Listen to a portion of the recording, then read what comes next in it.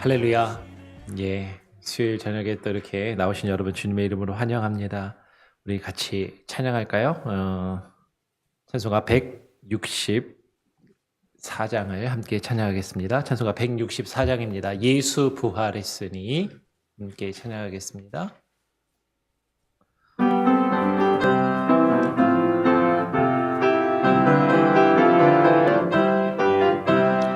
예수 부활했으니 할렐루야. 만민 찬송하여라 할렐루야. 천사들이 즐거워 할렐루야. 기쁜 찬송 부르네 할렐루야. 대속하신 주 예수 할렐루야. 선한 싸움 이겼네 할렐루야. 사망 권세 이기고 할렐루야. 하늘 문을 여셨네 할렐루야. 마귀 권세 이긴 주 할렐루야. 왕의 왕이 되셨네 할렐루야. 높은 이름 세상에 할렐루야. 널리 번포하여라 할렐루야. 길과 진리 되신 주 할렐루야. 우리 부활하겠네 할렐루야. 부활 생명 되시니 할렐루야. 우리 부활하겠네 할렐루야. 아멘. 한번 기도하도록 하겠습니다. 하나님 감사합니다. 오늘 또 수요일 저녁을 우리에게 허락하여 주셔서 주님 앞에 나와 또 예배하며 또 하나님 우리가 신앙 고백의 내용을 함께 묵상할 수 있는 귀한 은혜와 시간들을 우리에게 허락하여 주시니 감사합니다. 오늘 이 시간 우리에게 주의 말씀으로 허락하여 주시고 하나님 우리가 그저 형식적으로 예배하며 형식적으로 신앙 고백하지 않게 하여 주시고 우리가 예배 시간마다 하는 그 믿음의 고백이 무엇인지 하나님 그 의미들을 깊이 깨닫고 묵상하며 마음으로 진정으로 하나님 우리의 삶으로 우리의 신앙을 고백할 수 있는 귀한 은혜가 있게 하여 주시옵소서. 피곤한 몸을 이끌고 하나님 또 나온 우리 성도들 한 사람 한 사람의 귀한 마음을 아시오니 하나님 힘 주시고 하나님 주의 은혜를 허락하여 주시오며 이 자리 가운데 함께하지 못한 이들의 마음도 주장하여 주셔서 하나님 이 자리로 보다 많은 우리 교우들이 함께 모여 하나님 예배하며 말씀의 교제가 풍성히 이루어지게 하여 주시고 사모하고 원하지만 나오지 못한 이들 이 시간에 온라인으로 함께하며 또 이후에 함께할 이들에게도 동일한 은혜로 부어 주시옵소서. 감사하며 예수 그리스도의 이름으로 기도합니다. 아멘. 예. 같이 함께 사도신경으로 신앙 고백을 같이 한번 또 시작하겠습니다. 계속 말씀을 드리지만 눈 감지 마시고요. 눈 뜨고 앞을 보시거나 암송을 이렇게 하시면 좋겠고요. 옆 사람을 보면서 해도 좋습니다. 같이 함께 우리의 신앙을 함께 고백하며 나아가겠습니다. 전능하사 천지를 만드신 하나님 아버지를 내가 믿사오며 그 외아들 우리 주 예수 그리스도를 믿사오니 이는 성령으로 잉태하사 동정녀 마리아에게 나시고 본디오 빌라도에게 고난을 받으사 십자가에 못 박혀 죽으시고 장사한 지 사흘 만에 죽은 자 가운데서 다시 살아나시며 하늘에 오르사 전능하신 하나님 우편에 앉아 계시다가 저리로서 산자와 죽은 자를 심판하러 오시리라. 성령을 믿사오며 거룩한 공예와 성도가 서로 교통하는 것과 죄를 사하여 주시는 것과 몸이 다시 사는 것과 영원히 사는 것을 믿사옵나이다. 아멘. 계속해서 우리가 사도신경, 우리가 무엇을 믿는가, 믿고 고백하는가에 대해서 사도신경 강의 12번째 시간입니다. 오늘 12번째로 죽은 자 가운데서 살아나신 예수님이라는 제목으로 죽은 자 가운데서 살아나신 예수님에 대해서 우리가 함께 나누기를 원합니다. 성경을 같이 한번 읽어보고 시작하죠. 누가복음 24장 44절부터 49절까지의 말씀을 같이 한번 교독으로 읽겠습니다. 앞에 스크린을 보셔도 되고 찾아서 읽으셔도 되겠습니다. 누가복음 24장 44절로 49절의 말씀입니다. 교독으로 읽어보죠. 제가 먼저 44절을 읽겠습니다.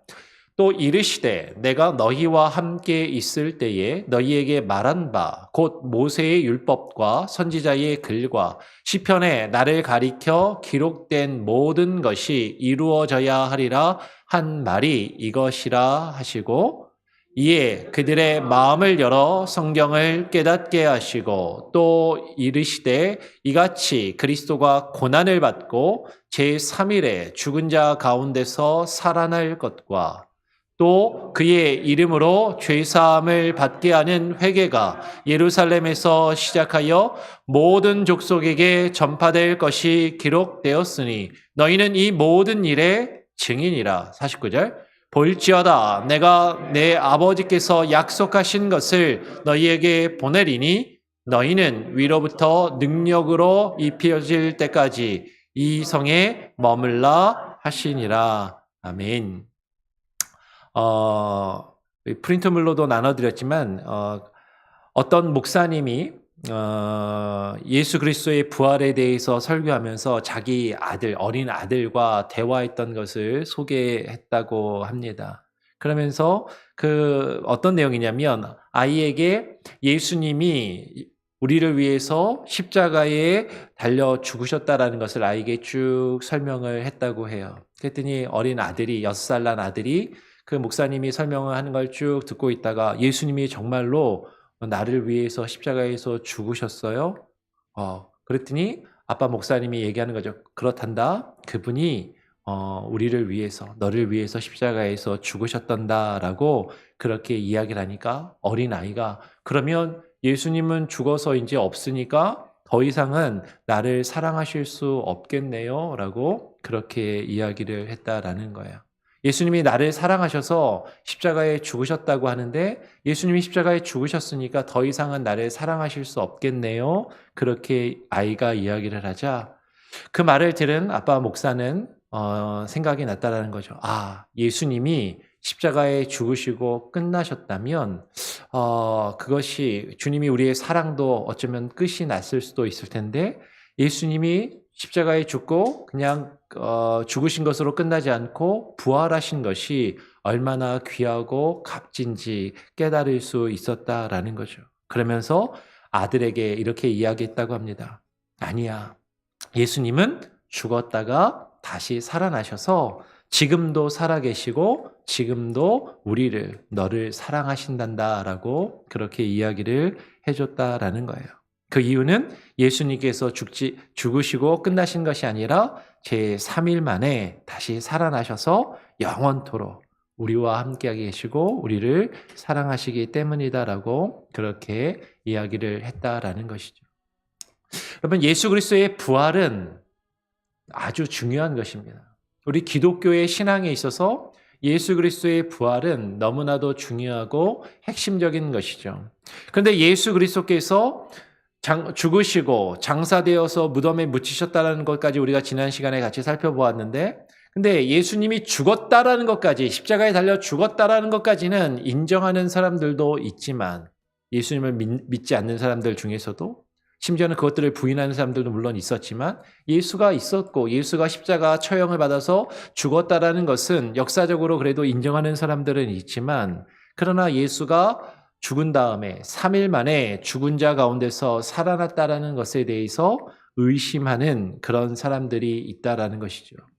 그런 의심에 대해서 우리는 어떠한 부활의 증거를 제시할 수 있겠는가 하는 것이에요.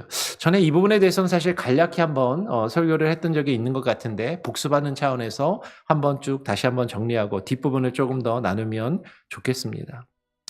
예수님께서 제3일 만에 부활하셨다는 것에 대해서 일반적으로 역사적으로 있었던 세 가지의 의심이 있어요. 그 세 가지의 의심은 첫 번째로는 도적설, 예수님의 시신을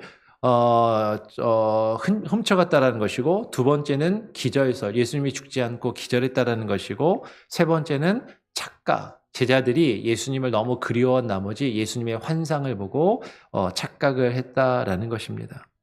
첫 번째로 전통적으로 예수님 당시 때부터 제자들이 예수님의 시체를 훔쳐가서 예수님의 시체를 가져갔다라고 하는 그런 소문과 의심들이 있었다라는 것이죠. 이것과 관련해서 마태복음 28장은 이런 내용을 우리에게 소개해 줍니다. 제가 한번 읽어보죠. 여자들이 갈 때 경비병 중 몇이 성에 들어가 모든 된 일을 대제사장들에게 알리니 그들이 장로들과 함께 모여 의논하고 군인들에게 돈을 많이 주며 이르되 너희는 말하기를 그의 제자들이 밤에 와서 우리가 잘 때에 그를 예수님의 시체를 이야기하는 겁니다. 그를 도둑질하여 갔다 하라. 만일 이 말이 총독에게 들리면 우리가 권하여 권하여 너희로 근심하지 않게 하리라 하니 군인들이 돈을 받고 가르친 대로 하였으니 이 말이 오늘날까지 유대인 가운데 두루 퍼지니라라고 이야기를 하는 것이죠.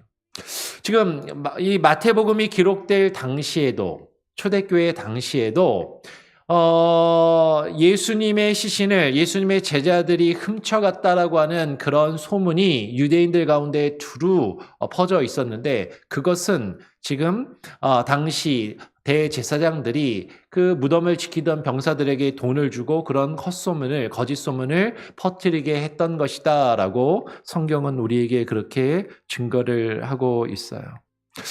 그리고 기절설은 어떤 것이냐면 기절설은 예수님이 십자가에서 죽은 게 아니라 이제 너무 힘들어서 기절을 했다라는 거죠. 기절을 해가지고 이제 실제로 예수님이 죽지 않은 상태에서 무덤에 묻혔다가 3일 만에 깨어나가지고 무덤을 걸어 나왔다라고 그렇게 의심하는 것이에요. 착각설은 아까도 얼핏 이야기했던 것처럼 예수님을 너무나도 사랑했던 제자들이 예수님이 너무나도 보고 싶어서 예수님에 대한 환상을 보고 착각을 보고 예수님이 부활했다라고 착각했다라는 것이죠. 그러면 이렇게 예수님이 죽은 자 가운데서 살아났다라는 것을 의심하는 이런 세 가지의 견해들에 대해서 우리가 어떻게 반론을 제기할 수 있겠는가 하는 것이에요. 가장 먼저 전통적으로 유대인들 가운데 두루 퍼져 있었던 그 도적설에 대한 반론을 한번 살펴보기를 원합니다. 우선 성경을 보면 대제사장들과 바리새인들은 빌라도에게 예수님의 무덤을 사흘 동안 굳게 지켜달라라고 그렇게 요구하는 장면이 나와요. 우리가 아까 마태복음 28장을 보았나요? 그런데 그 앞에 27장의 내용을 보면 이런 내용이 있는 것이죠. 그 이튿날은 준비일 다음 날이라, 그러니까 예수님이 십자가에 달리신 그 다음 날은 그 준비일 다음 날이라 대제사장들과 바리새인들이 함께 빌라도에게 모여 이르되 주여 저 속이던 자는 예수님을 이야기하는 거예요. 사람들을 속이면서 말하던 저 예수가 살아있을 때에 말하되 내가 사흘 후에 다시 살아나리라 한 것을 우리가 기억하노니. 그러니까 예수님이 사흘 만에 다시 부활하실 것이라고 말씀을 하셨었고 그것을 심지어 예수님을 믿지 않는 사람들, 대제사장들도 익히 들어서 알고 있었다라는 것이죠. 그러면서 그것에 대한 염려를 가지고 이제 이렇게 결정을 하는 겁니다. 64절에 이어서 그러므로 명령하여 그 무덤을 사흘까지 굳게 지키게 하소서. 그의 제자들이 와서 시체를 도적질하여 가고 백성에게 말하되 그가 죽은 자 가운데서 살아났다 하면 후에 속임이 전보다 더 클까 하나이다 하니 빌라도가 이르되 너희에게 경비병이 있으니 가서 힘대로 굳게 지키라 하거늘 그들이 경비병과 함께 가서 돌을 인봉하고 무덤을 굳게 지키니라 라고 그렇게 이야기를 하는 것이죠. 그러면 예수님이 죽으시기 전에 사흘 만에 다시 부활할 것이라고 말씀하신 것을 이 사람들이 알고 혹시라도 예수가 부활할 거라고는 생각하지 않고 그것을 이루기 위해서 제자들이 와서 시신이라도 훔쳐가면 어떡하냐라고 하면서 무장한 칼과 창으로 무장한 그 병사들이 그 무덤을 지키게 했다라는 것이에요. 근데 아까 우리가 읽었던 것처럼 28절의 내용을 보면 그 무덤을 지키던 그 군병들이 예수의 제자들이 도적질을 해 갔다라고 그렇게 소문을 내고 다녔었다라는 것이죠. 그런데 그 당시에 로마의 법에 의하면 자신이 지키던 죄수를 놓치면 죄수를 지키던 군인뿐만 아니라 군인과 자신의 가족들까지도 감옥에 갇히거나 노예로 팔려가거나 심지어는 아주 중한 형벌을 받게 되는 일들이 흔했다라는 것이죠. 그래서 성경에 보면 어떤 이야기가 있어요. 바울과 실라가 옥에 갇혔을 때 옥문이 열렸잖아요. 옥문이 열리니까 나중에 간수장이 와가지고 옥문이 열려서 죄수들이 다 도망간 줄 알고 바울과 실라가 도망간 줄 알고 그것 때문에 어떻게 하려고 그래요? 스스로 목숨을 끊으려고 하는 것이죠. 왜냐하면 그 죄수를 놓쳤기 때문에 자기가 죽을 수도 있고 자기뿐만 아니라 자신의 가족들도 피해를 볼까 봐. 그래서 사실은 그런 극단적인 선택을 하려고 하는 장면이 나오고 그것을 바울과 실라가 막는 그런 내용이 성경에서 나오더라라는 것이에요. 그런데 지금 그 로마의 군병들이 만약에 정말로 제자들이 와서 그것을 훔쳐갔다면 이건 정말로 그 사람들이 죽을 수도 있는 그런 벌을 받을 수도 있는 것인데 그 사람들이 그것을 두려워하지 않고 오히려 그것을 막 이야기하고 다니고 소문을 내면서 다녔다라는 것은 이것은 사실 좀 이상한 일이다라는 것이죠. 제자들이 예수님의 시신을 훔쳐가고 거짓말을 한 것이라면 여러분 반드시 그 거짓말은 드러났을 것입니다. 아니 제자들은요. 그 훈련받은 군인들이 아닌데 훈련받고 칼과 창으로 무장한 군인들이 지키고 있는 그 무덤을 찾아와서 그 무장한 군인들을 제압하고 예수님의 시신을 훔쳐가는 것이 과연 가능했겠는가 하는 것이에요. 설사 제자들이 많이 몰려와서 로마의 군인들이 어쩌지 못하고 그 시신을 빼앗겨 갔다 할지라도 그 시신을 되찾지 않으면 자신들이 엄청난 벌을 받을 수도 있기 때문에 그 군인들은 샅샅이 수색을 하고 그 예수님의 시신을 결국에는 찾아내지 않았겠느냐라는 것이죠. 그런데 예수님의 시신을 그들은 찾지 못하는 것이죠. 군인과 싸워 잡혔던 제자들이 와서 그 군인들하고 싸워서 예수님의 신을 빼앗아 간 것이라면 그래도 칼과 창을 들고 싸우던 군인들에 의해서 다치거나 한 명이라도 붙잡힌 예수님의 제자라도 한 명이라도 있어야 될 터인데 예수님의 제자들도 없었고 그리고 그 시신을 빼앗겼다면 그 시신을 반드시 수색을 하고 더 많은 군인을 동원해서 반드시 찾아내려고 했을 텐데 그렇게 하지 못하였다라는 것이죠. 그저 시신이 없어진 것만 소문이 났더라라는 것이에요. 그리고 더 나아가서 정말로 예수님의 제자들이 예수님의 시신을 훔친 거라면 제자들은 알고 있을 거 아니에요. 예수님이 실제로 부활한 게 아니라는 걸 알 거 아닙니까? 그렇잖아요.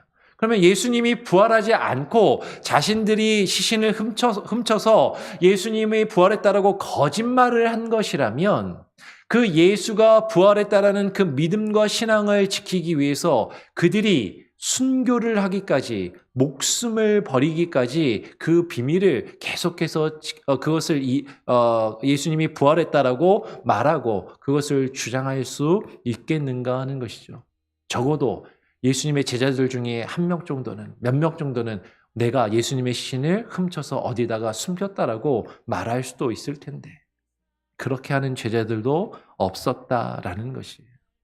그러니까 예수님의 제자들이 예수님을 훔쳐갔다라는 것은 여러 가지 정황으로 볼 때 그럴듯해 보이지만, 그래서 그 당시에도 여러 가지 소문들이 있었지만 실제로 그것은 그렇게 타당해 보이지 않더라라는 것이죠. 그렇다면 두 번째로, 예수님이 십자가에 죽으셨다가 십자가에서 실제로 죽은 것이 아니라 십자가에서 너무 힘들어가지고 기절을 한 것이고, 기절을 했다가 3일 만에 깨어난 것이 아닐까라고 의심하는 그런 반론에 대해서는 어떻게 우리가 이야기할 수 있을까? 우리가 잘 아는 것처럼 성경을 다 찾아보진 않겠지만 예수님이 십자가에 달리신 다음에 예수님이 십자가에 죽은 걸 확인하기 위해서 로마의 병사들이 어떻게 했어요? 딱 보고서 예수가 실제로 죽은 것을 보고 다른 사람의 다리는 다 꺾었지만 예수님의 다리는 꺾지 않았죠. 군인들이 확인했을 때 이미 죽었다라는 거예요. 그리고 그것을 더 확실하게 하기 위해서 옆구리를 창으로 푹 찔렀습니다. 그리고 창으로 찔렀다가 빼니까 그 자리에서 물과 피가 쏟아져 나왔다라고 이야기를 하는 것이죠. 그 로마의 군인들이 예수님이 죽은 것을 발견하지 못하고 혹시라도 착각했다 하더라도 예수님이 살아 있었다면 예수님의 시신을 수습했던 아리마대 요셉과 니고데모가 예수님을 장사를 지내면서 그래도 숨이 붙어 있는 걸 발견하고 어떻게든 치료하고 살리려고 하지 않았겠는가 하는 것이죠. 만약에 니고데모나 아리마대 요셉도 예수님이 죽은 것으로 생각하고 예수님이 기절했음에도 돌무덤에다가 가뒀다고, 그 무덤에 넣었다라고 가정을 해보자라는 거예요. 그래서 예수님이 정말로 천신받고 그때 살아 있었는데, 근데 그렇게 채찍에 맞고 십자가 처형을 받아서 온갖 피를 흘리고 그렇게 기진맥진한 예수님이 의식을 차리고 살아났다 할지라도, 그러면 그 예수님이 3일 동안 무덤에서 아무것도 먹지 못하고, 그렇죠? 온전히 몸은 만신창이가 된 그 몸을 가지고 혼자서 커다란 그 돌문을 굴려내고 앞에서 칼과 창을 들고 있는 로마의 군병들과 싸워서 그들을 다 제압하고 유유히 그 무덤을 혼자 빠져나왔다라는 것이 가당한 일이겠는가 하는 것이에요. 예수님이 기절했다라는 이야기도 사실은 말이 되지 않는 이야기다라는 것이죠. 세 번째로, 예수님을 너무나도 사랑한 제자들이 예수님이 부활한 것이라고 예수님의 환상을 보고 착각한 것이라는 그런 반론이 있습니다. 이 착각이나 환상은요, 실제로 누군가를 어떤 사람이 너무 그리워하고 너무 사랑하게 되면 그 사람이 살아있는 것처럼 죽은 사람을 본 것처럼 착각하는 경우들이 간혹가다 있을 수도 있다라고 이야기해요.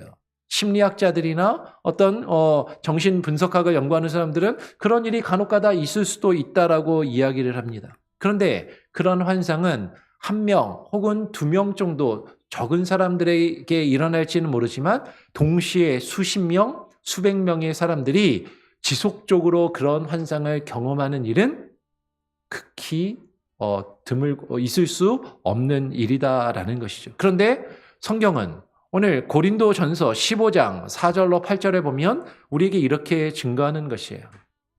장사 지낸 바 되셨다가 성경대로 사흘 만에 다시 살아나사 게바에게 보이시고, 처음에 이제 성경마다 복음서마다도 약간씩 그 내용은 좀 차이가 있지만 고린도전서는 이렇게 기록합니다. 게바에게 보이시고, 게바가 누구죠?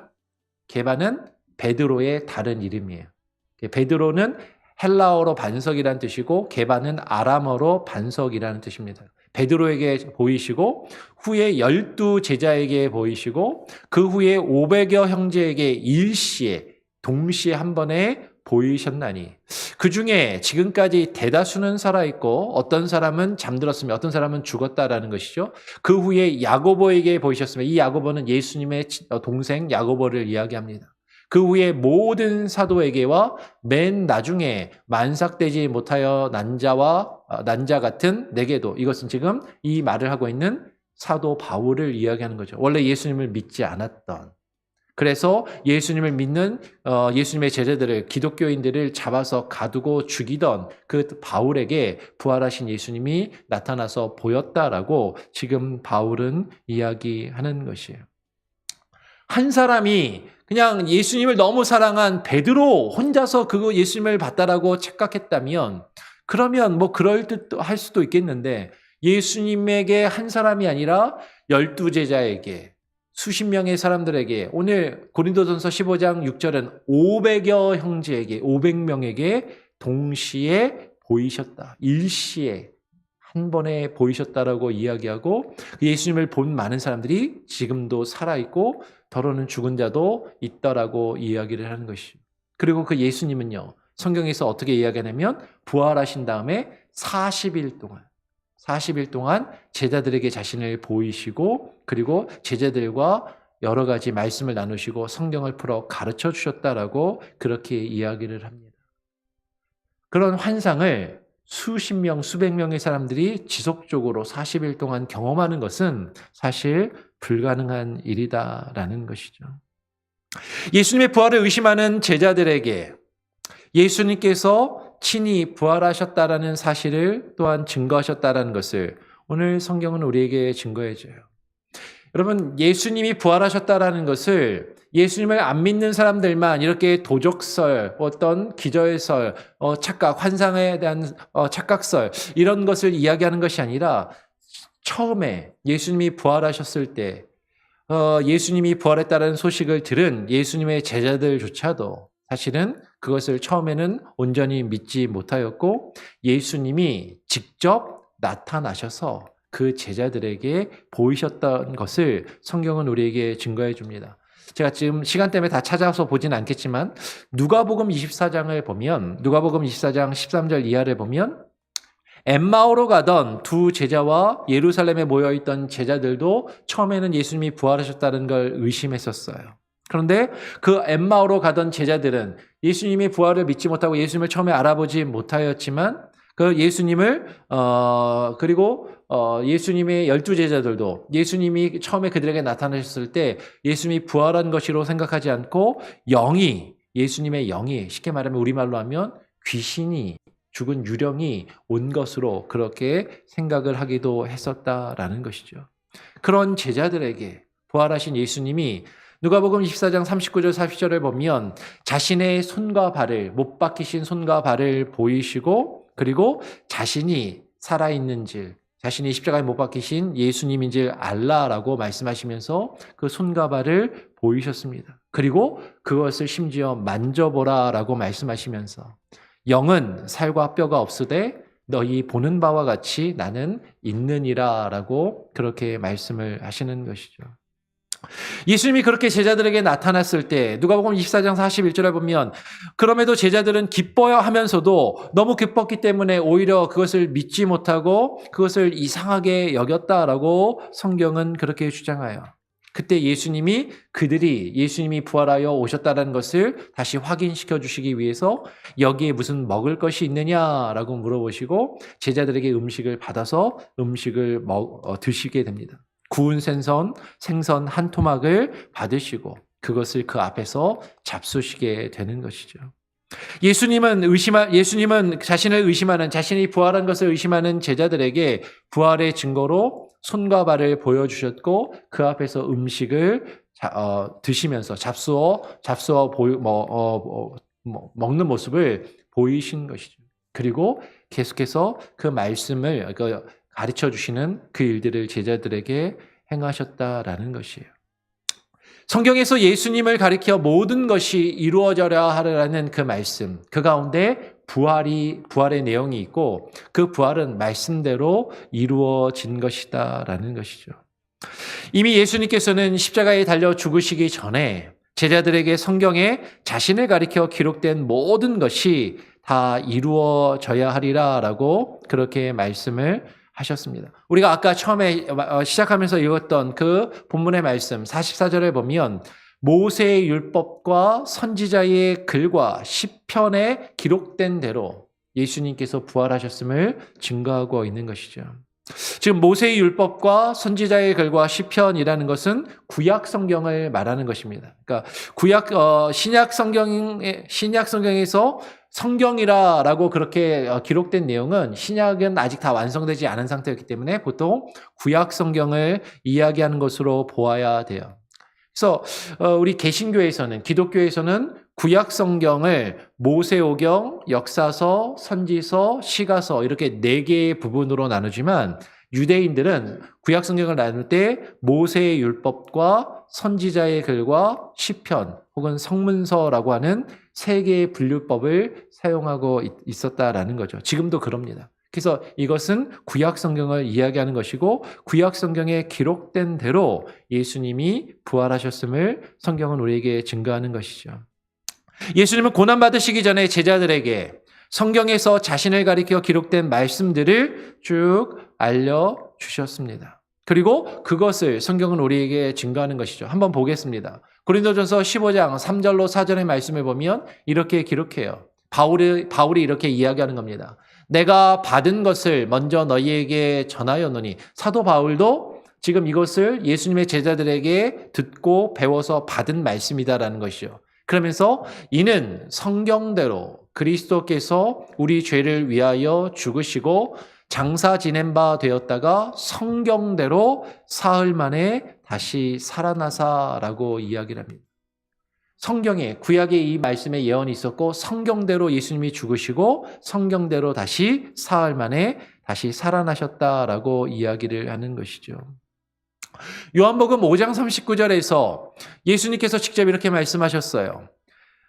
너희가 성경에서 영생을 얻는 줄 생각하고 성경을 연구하거니와 이 성경이 곧 내게 대하여 증언하는 것이니라라고 것이다라고 그렇게 말씀을 하신 것이죠. 예수님께서는 구약의 그 말씀들이 자신에 대하여 증언하고 있고 자신에 대하여 증거하고 있음을 이야기합니다. 그리고 그 모든 말씀이 자신을 통하여 이루어지고 성취될 것을 말씀하셨어요. 우리 누가복음 18장 31절로 34절까지의 내용을 같이 한번 교독으로 한번 읽어보면 좋겠습니다. 제가 한번 31절을 읽으면 34절까지 교독으로 읽어보죠.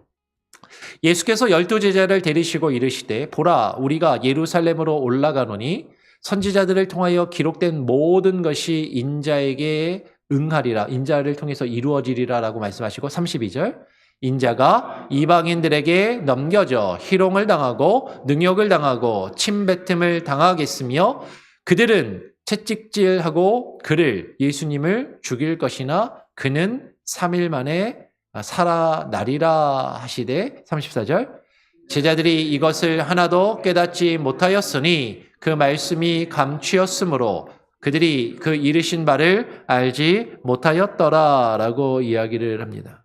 예수님께서는 분명히 이야기하시는 거예요. 예수님께서 십자가에 달리시기 전에 선지자를 통하여 기록된 모든 그 성경의 말씀이 인자에게, 예수님 자신에게 이루어질 것을 말씀하시면서 예수님이 죽으시고 여러 가지 고난을 당하시고 죽임을 당하겠지만 그는, 예수님 자신은 3일 만에 살아나실 것을 말씀하셨다라는 것이죠. 제자들이 이 말씀을 들었지만 그런데 제자들은 이 말씀을 하나도 깨닫지 못하였다라고 오늘 34절은 이야기하는 것입니다. 누가복음 18장 34절만 그렇게 이야기하는 것이 아니라 마가복음 9장 31절 32절도 이렇게 이야기해요. 이는 제자들을 가르치시며 또 인자가 사람들의 손에 넘겨져 죽임을 당하고 죽은 지 3일 만에 살아나리라는 것을 말씀하셨기 때문이더라. 그러나 제자들은 이 말씀을 어떻게 하지 못하고 깨닫지 못하고 묻기도 두려워하더라라고 이야기를 합니다. 예수님께서 자신의 고난과 부활에 대해서 제자들에게 말씀해 주셨지만 제자들은 이것을 온전히 깨닫지 못하고 그것을 알지 못하고 오히려 근심하고 두려워했었다라는 것이죠. 요한복음 20장 9절도 이렇게 이야기해요. 그들은 성경에 그가 죽은 자 가운데서 다시 살아나야 하리라 하신 말씀을 아직 알지 못하더라. 예수님께서 분명히 제자들에게 죽은 자 가운데서 다시 살아나실 것을 제자들에게 말씀하셨고 알려주셨지만 제자들은 이것을 알지 못하였다라는 것이에요. 그런데 언제 제자들이 예수님께서 하신 이 말씀을 깨달아 알게 되었냐면 아까 우리가 읽었던 누가복음 24장 45절의 말씀을 보면 부활하신 주님을 제자들이 만난 이후에 그 예수님께서 하신 말씀을 깨달아 알게 되더라라는 것이죠. 누가복음 24장을 보면 그 내용이 기록되어 있습니다. 누가복음 24장 45절을 보면 부활하신 예수님께서 이미 저희의 마음을 열어 성경을 깨닫게 하셨다라고 이야기하고, 이에라는 말은 두려워하며 의심하던 그 제자들이 부활하신 예수 그리스도를 만났을 때를 말하는 것이죠. 예수님께서 하신 말씀을 깨닫지 못하던 그 제자들, 예수님의 말씀을 귀로는 들었어요. 머리로는 들어서 예수님이 무슨 얘기를 하는지는 들어서 알고는 있지만 그 의미를 온전히 깨달아 알지 못하고 그것을 온전히 믿지 못하던 그 제자들, 그것을 의심하던 제자들의 마음에 부활하신 예수님께서 그들의 그 말씀을 깨닫게 하여 주시더라라는 것이에요. 부활하신 예수님께서는 그 38절에 보면 두려워하며 의심하던 제자들의 마음을 45절에 열어주셨다라고 분명하게 이야기를 합니다. 말씀을 듣고 배워도 부활하신 주님을 만나기 전에는 우리는 그 말씀의 의미를 온전히 깨달아 알지 못하고 우리가 처한 상황 가운데 주님의 말씀 때문에 오히려 우리의 마음이 혼란스럽고 두려워하며 마음의 의심이 일어나기도 하는 것이죠. 그러나 부활하신 주님께서 앞서 엠마오로 가던 그 두 제자들에게 성경의 내용을 자세히 풀어 설명하시는 내용이 나타나요. 그러니까 부활하신 예수님이 엠마오로 가는 제자들을 만나셔서 이렇게 말씀하십니다. 누가복음 24장 25절 27절을 보면 이르시되 미련하고 선지자들이 말한 모든 것을 마음에 더디 믿는 자들이여, 그리스도가 이런 고난을 받고 자기의 영광에 들어가야 할 것이 아니냐 하시고, 이에 모세와 모든 선지자의 글로 시작하여 모든 성경에 쓴 바 자기에 관한 것을 자세히 설명하시니라라고 말씀하시는 것이죠. 여러분, 성경 지식은 단순히 지식으로 깨달아 알 수 있는 것이 아닙니다. 우리가 귀로 듣고 머리로 이해한다고 해서 그것을 온전히 깨달아 알 수 있는 것이 아니라 우리가 부활하신 예수 그리스도를 만나야만 주님이 하신 그 말씀을 온전히 깨달아 알 수 있게 되고, 그 부활하신 주님이 그 말씀을 우리에게 깨달아 알게 해주실 수 있다라는 것이에요. 어디서 우리가 그것을 다시 한번 확인할 수 있냐면 요한복음 2장 19절로 22절은 이렇게 증거합니다. 예수께서 대답하여 이르시되 너희가 이 성전을 헐라 내가 사흘 동안에 일으키리라. 유대인들이 이르되 이 성전은 46년 동안에 지었거늘 내가 3일 동안에 일으키겠느냐 하더라. 그러나 예수는 성전된 자기 육체를 가리켜 말씀하신 것이라. 죽은 자 가운데서 살아나신 후에야 제자들이 이 말씀하신 것을 기억하고 성경과 예수께서 하신 말씀을 어떻게 하더라? 믿었더라라고 이야기하는 거죠. 예수님께서 제자들과 예수님의 말씀을 듣는 이들에게 이 성전을 너희들이 헐면 내가 사흘 만에 일으키리라 말씀하셨을 때 예수님의 제자들과 그 말씀을 들었던 유대인들은 지금 생각하는 것이죠. 이 성전은 눈에 보이는 예루살렘의 성전 건물을 생각하는 것이에요. 지금 이 성전을 46년이나 걸려서 지었는데, 그리고 예수님 당시에도 완전히 완성된 게 아니었거든요. 계속 중축이 이루어졌습니다. 그런데도 이 성경을 네가 사흘 만에 지을 수 있다라고 그렇게 그들은 생각하였지만 예수님은 자신의 몸이 죽고 다시 사흘 만에 부활하실 것을 말씀하신 것이죠. 제자들은 예수님이 죽은 자 가운데서 살아나신 그 이후에야, 그 부활하신 주님을 만난 이후에야 예수님께서 말씀하신 이 성경의 내용과 예수님께서 하신 말씀을 깨닫고 기억하고 그것을 믿게 되었다라고 이야기를 하는 것이에요. 여러분, 이미 예수님께서 제자들에게 말씀하셨고, 그리고 이제는 부활하신 예수님을 만나서 깨달아 알게 된 성경에서 자신을 가리켜 기록된 그 내용들이라고 지금 예수님께서 말씀하신 그것들, 성경에 증거하고 있는 그것이 무엇인가 하는 것이죠. 우리가 처음 시작하면서 읽었던 그 본문을 보면 부활하신 주님께서 깨닫게 하신 성경의 내용은요, 무엇이냐면 첫 번째로 예수 그리스도가 고난을 받으셨다라는 겁니다. 이것을 기억하셔야 돼요. 46절에 보면 예수 그리스도가 고난을 받으셨다라는 것과 예수님이 깨달아 알게 하신 두 번째 내용은 고난을 받으시고 죽으셨다가 제3일에 죽은 자 가운데서 다시 살아나셨다라는 것. 예수님의 죽음과 예수님의 부활. 그리고 세 번째 내용은 그의 이름으로 죄사함을 얻게 하는 회개가 모든 족속에게 전파될 것이라는 이 세 가지의 내용을 깨달아 알게 하시고 그것을 제자들이 깨달아 알게 되었다라고 이야기를 하는 것이죠. 여러분, 제자들은 부활하신 예수님을 만난 이후에야 성경에 기록된 이 모든 것을 깨달아 알 수 있게 되었고 그것을 믿게 되었다라는 것이죠. 그 말씀을 깨달아 알게 된 그 제자들에게 부활하신 예수님께서는 제자들에게 이 모든 일에 증인이 되라라는 그 증인으로서의 사명을 제자들에게 주셨다라는 것이에요. 부활하신 예수님을 만나 성경의 말씀을 깨달은 자들은요, 그 말씀을 깨달은 이후에 그 말씀의 증인이 되는 것입니다. 제자들이 이 모든 일의 증인이 되기 위해서는요, 어떻게 해야 돼요? 아까 말씀드린 것처럼 가장 먼저는 부활하신 주님을 만나야만 했다라는 것이에요. 여러분, 우리가 어떤 일을 직접 목격하지 않고 직접 경험하지 않고서는 그 일의 증인이 될 수가 없습니다. 우리가 예수 그리스도의 증인이 되기 위해서는, 예수 그리스도가 부활하신 그 부활의 증인이 되기 위해서는 우리가 먼저 그 부활하신 주님을 만나야만 하는 것이죠. 그 부활하신 주님을 인격적으로 만나고 경험해야만 우리가 예수 그리스도의 증인이 될 수 있다라는 것이에요. 또한 제자들이 부활하신 예수 그리스도의 증인이 되기 위해서는 주님께서 알려주신 그 성경의 말씀을 깨달아야만 가능하다라는 것이죠.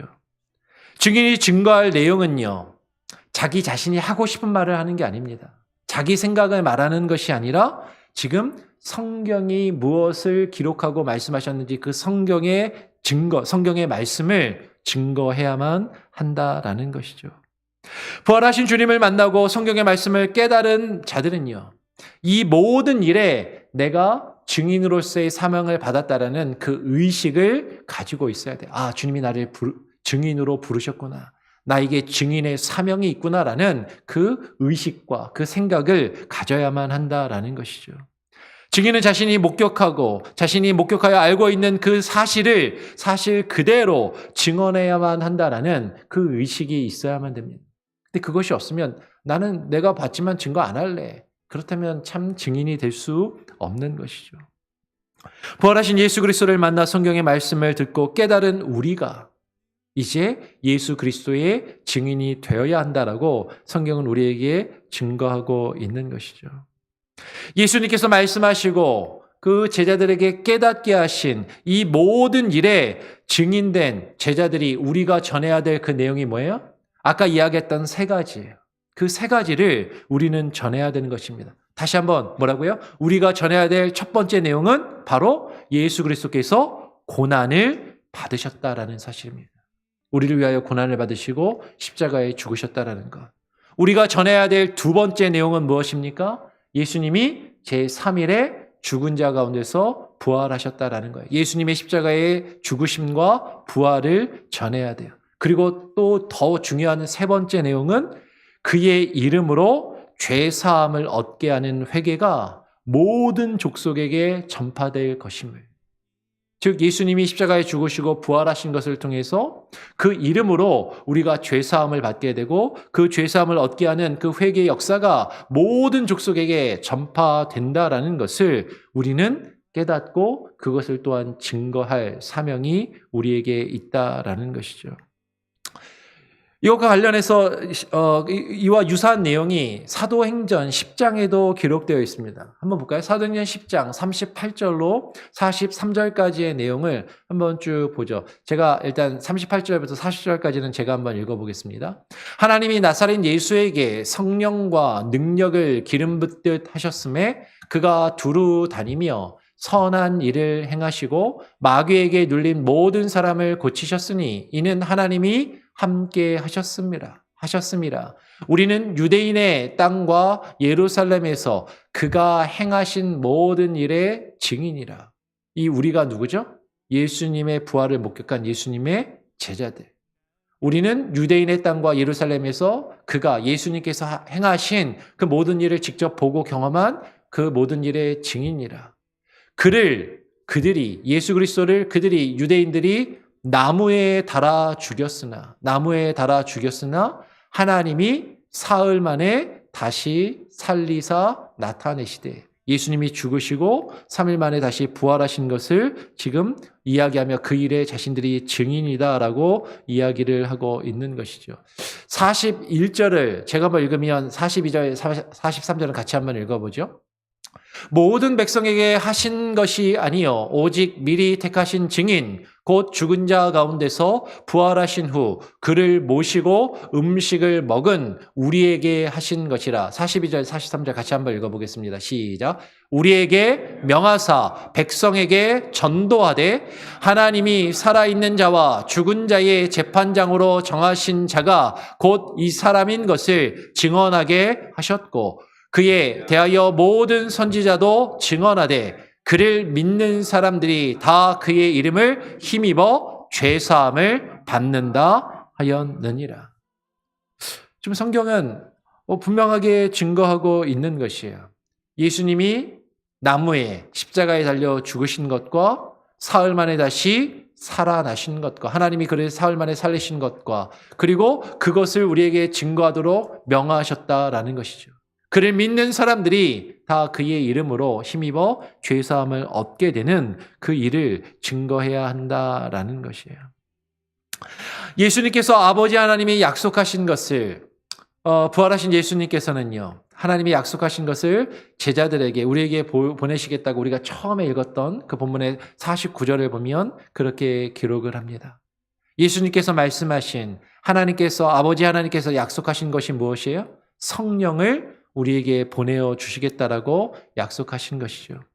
사도행전 1장 3절로 5절의 말씀을 보면 이렇게 증거합니다. 그가 고난받으신 후에 또한 그들에게 확실한 많은 증거로 친히 살아계심을 나타내서 40일 동안 그들에게 보이시며 하나님 나라의 일을 말씀하시니라. 사도와 함께 모이사 그들에게 분부하여 이르시되 예루살렘을 떠나지 말고 내게서 들은 바 아버지께서 약속하신 것을 기다리라. 요한은 물로 세례를 베풀었으나 너희는 몇 날이 못되어 성령으로 세례를 받으리라 하셨느니라. 아버지께서 약속하신 것, 그 성령을 너희가 받게 될 것이고 그 성령으로 세례를 받을 것을 증거하고 계시는 것이죠. 여러분, 그 성령이 아버지 하나님께서 약속하신 그 성령이 위로부터 우리에게 임하시면 우리는 그 능력을 얻게 되는 것이에요. 그래서 우리가 너무나도 잘 알고 있는 사도행전 1장 8절 말씀은 우리에게 이렇게 증거합니다. 같이 한번 읽어보죠. 사도행전 1장 8절 시작. 오직 성령이 너희에게 임하시면 너희가 권능을 받고 예루살렘과 온 유대와 사마리아와 땅끝까지 이르러 내 증인이 되리라 하시니라. 성령이 너희에게 우리에게 임하시면 우리가 무엇을 받고? 권능을 받고 예루살렘과 온 유대와 사마리아와 땅끝까지 이르러 내 증인이 되라라고 예수님이 명령하셨다라는 것이에요. 그 성령이 우리에게 임하시면 요한복음 14장 26절은 분명히 증거하는 것이죠. 보혜사 곧 아버지께서 내 이름으로 보내실 성령 그가 너희에게 모든 것을 가르치시고 내가 너희에게 말한 모든 것을 생각나게 하시리라. 부활하신 주님을 만난 이후에 그 부활하신 주님이 우리에게 성령을 보내어 주시면 그 성령이 우리에게 예수님이 하신 그 모든 말씀을 생각나게 하시고 깨달아 알게 하실 것이다 라는 것이죠. 그리고 요한복음 15장 26절도 이렇게 증거합니다. 내가 아버지께로부터 너희에게 보낼 보혜사 곧 아버지께로부터 나오시는 진리의 성령이 오실 때에 그가 나를 증언하실 것이요 라고 말씀하시는 것이에요. 그 진리의 성령, 예수님께서 그 성령을 제자들에게 보내실 때까지 오늘 예수님의 제자들은 그 예루살렘의 성에 이 성에 유하라라고 예수님이 명령하셨습니다. 왜 그래요? 성령을 받을 때까지 예루살렘에 왜 머물라고 말씀하셨습니까? 오늘 사도행전 1장 14절을 보면 그 예루살렘에서 성령이 임하실 때까지 제자들이 무엇을 했는가? 여자들과 예수의 어머니 마리아와 예수의 아우들과 더불어 마음을 같이하여 어떻게 해요? 오로지 기도에 힘쓰더라라고 그렇게 기록합니다. 여러분, 이 사도행전 1장 14절 말씀을 잘못 읽으면 제자들이 기도한 것만으로 생각해서는 안 돼요.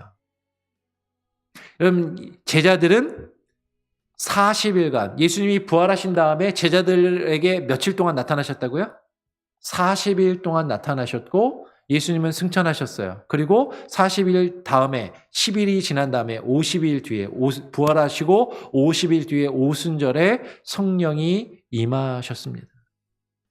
그러니까 예수님이 부활하신 다음에 50일 뒤에 오순절에 성령이 임하셨는데 40일 동안 부활하신 주님이 제자들에게 나타나셔서 제자들에게 예수님의 그 이전에 하셨던 말씀들을 가르치시고 깨달아 알게 하시는 그 일들을 행하셨다라는 것이죠. 이 성 예루살렘은요, 하나님께 예배하며 기도하는 곳이었습니다.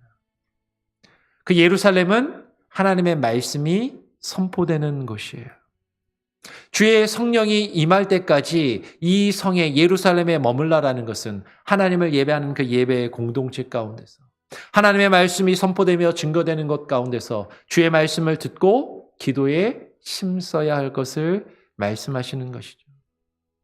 우리는 부활하신 그리스도의 증인이 되기 위해서 성령을 받아야 돼요. 근데 어떤 분들은 성령만 받으면 된다라고 생각하시는 분들이 있어요. 성령 체험만 하면 된다라고 생각하는. 근데 그 성령을 받기 위해서 우리는 말씀을 듣고 배워야 되고 그리고 기도에 힘써야 한다라는 것이죠. 부활하신 주님을 만나고 부활하신 주님을 만난 이후에 우리에게 하신 그 말씀을 깨닫고 그 말씀을 의지하여 기도하며 주의 성령이 우리에게 임하실 때 그 능력과 권능을 가지고 주님이 우리에게 부여하신 그 일들과 그 사역을 감당할 수 있게 된다라는 것입니다. 예수님이 죽은 자 가운데서 다시 살아나셨다라는 것. 여러분, 그것은 우리에게 이것을 깨닫게 하시고 이 사명을 주시기 위해서 죽은 자 가운데서 다시 부활하신 것이고 그 부활을 통하여 우리에게 그것을 확증하시고 이 사명을 주셨음을 우리는 기억해야만 한다라는 것이죠.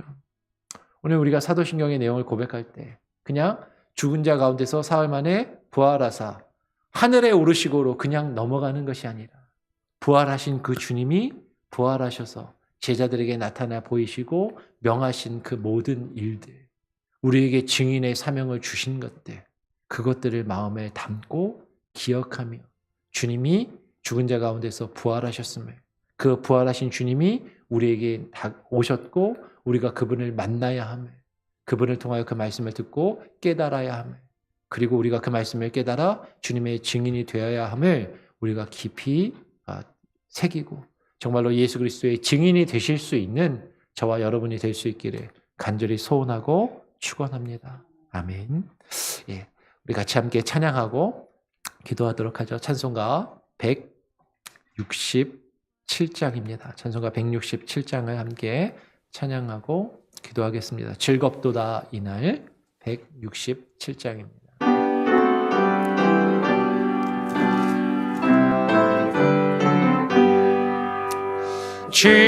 즐겁도다 이날 세세의 할망 사망 권세 깨고 하늘이 열려 죽은 자가 다시 살아나와서 생명의 주 예수 찬송하도다 즐겁도다 이날 세세의 할망 사망 권세 깨고 승리하셨네 부활하신 주님 나타나시니 천지 만물 모두 새 옷 입었네 만마하고 깊이 우거져 승리하신 주를 찬송하도다. 즐겁도다 이날 세세의 할만 사망 권세 깨고 승리하셨네.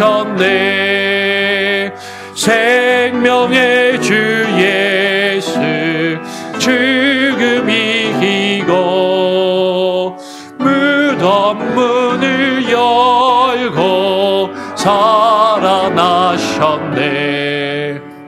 주의 말씀대로 이루어져서 사흘 만에 다시 살아나셨네. 즐겁도다 이날 세세의 할만 사망 권세 깨고 승리하셨네.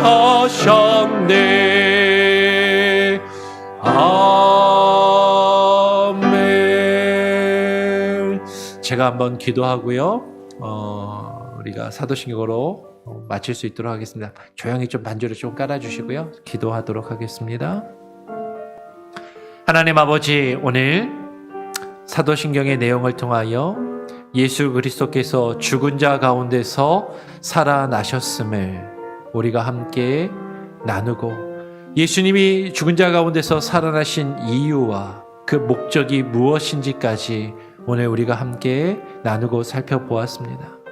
하나님, 예수님이 십자가에 죽으셨다가 다시 사흘 만에 부활하신 것을 부인하는 수많은 세상의 사람들의 생각들과 그런 이 반론들이 있지만, 정말로 우리가 예수 그리스도를 믿고 주님이 우리를 위하여 죽으셨을 뿐만 아니라 다시 살아나셨음을 온전히 깨달아 알게 하여 주시고 하나님 믿을 수 있게 하여 주시옵소서. 그러나 우리가 그 말씀을 깨닫고 이해할 수 있기 위해서는 우리가 부활의 주님을 먼저 만나야만 그 말씀을 의심치 않고 우리가 그것을 깨달으며 믿을 수 있음을 오늘 우리가 말씀을 통하여 확인하였습니다. 부활하신 주님, 지금도 살아계시는 주님, 그 주님을 우리가 인격적으로 만나게 하시고 주님의 말씀을 깨달아 알게 하여 주시고, 주님께서 우리에게 부여하신 그 사명, 주님께 대하여 성경이 증거한 그 내용들을 우리가 증거해야 될 그 증인의 사명이 우리에게 있음을 하나님 우리로 하여금 깨닫게 하시며, 주님이 우리를 위하여 죽으시고 부활하셨으며 그 예수 그리스도의 이름을 믿는 자들이 죄사함을 얻는 그 놀라운 권세와 능력이 있음을 하나님 우리가 증거하며 하나님 우리가 선포하며 하나님의 그 증인의 사명을 감당케 하여 주시옵소서.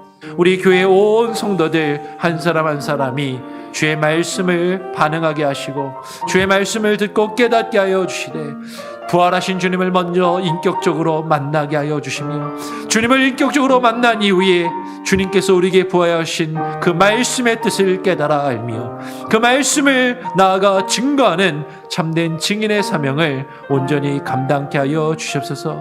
이를 위하여 주의 성령이 우리에게 임하셔야 하리니, 주의 성령이 우리에게 임하실 때까지 주님이 말씀하신 그 예루살렘 성에 하나님 거하며 주의 말씀을 듣고 배우며 기도하기에 힘썼던 제자들과 같이 하나님 우리가 하나님께서 우리에게 허락하신 교회 가운데 모여 함께 예배하기를 힘쓰며 주의 말씀을 듣고 배우기를 힘쓰며 하나님의 기도하기를 힘쓰며 주의 성령의 능력을 받아 주의 말씀을 나가 증거할 수 있는 귀한 은혜가 우리에게 있게 하여 주시옵소서.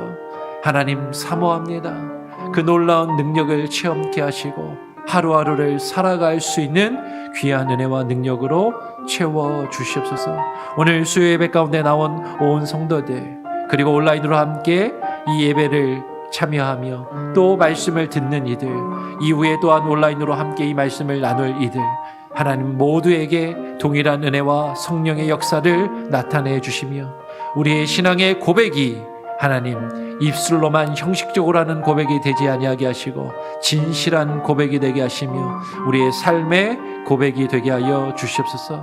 오늘 예배를 마치고 돌아갑니다. 어두운 길을 또 돌아갈 때 안전하게 집으로 돌아가 쉼을 얻게 하여 주시고 또 내일 새벽에 주일에 함께 모여 예배할 때 기쁘고 반가운 모습으로 함께 나와 예배하며 하나님께 영광 돌릴 수 있는 귀한 은혜를 부어 주시옵소서.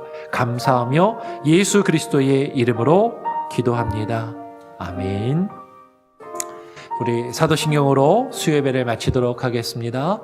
전능하사 천지를 만드신 하나님 아버지를 내가 믿사오며 그 외아들 우리 주 예수 그리스도를 믿사오니 이는 성령으로 잉태하사 동정녀 마리아에게 나시고 본디오 빌라도에게 고난을 받으사 십자가에 못 박혀 죽으시고 장사한 지 사흘 만에 죽은 자 가운데서 다시 살아나시며 하늘에 오르사 전능하신 하나님 우편에 앉아 계시다가 저리로서 산자와 죽은 자를 심판하러 오시리라. 성령을 믿사오며 거룩한 공회와 성도가 서로 교통하는 것과 죄를 사하여 주시는 것과 몸이 다시 사는 것과 영원히 사는 것을 믿사옵나이다. 아멘.